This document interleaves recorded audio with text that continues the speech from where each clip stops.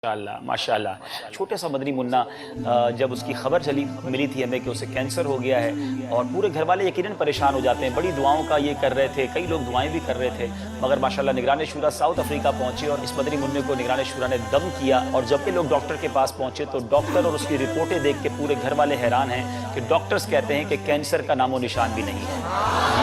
ये वो जीती जागती मदनी बहार है। और ये मदनी बहार सिर्फ सुना नहीं है, हम आपको अब दिखाते हैं उस मदनी मुन्ने को।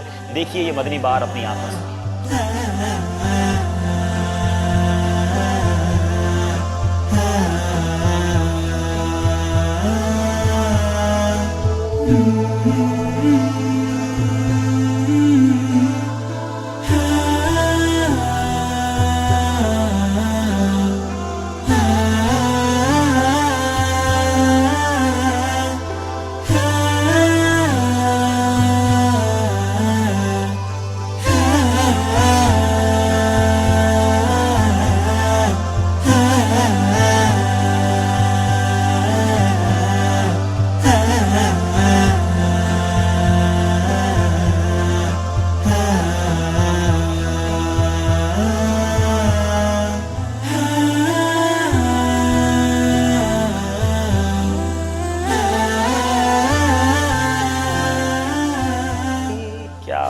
क्या बात है। अल्हम्दुलिल्लाह, अल्लाह तबारक व तआला हमारे निगरान शुरा को सलामत रखे।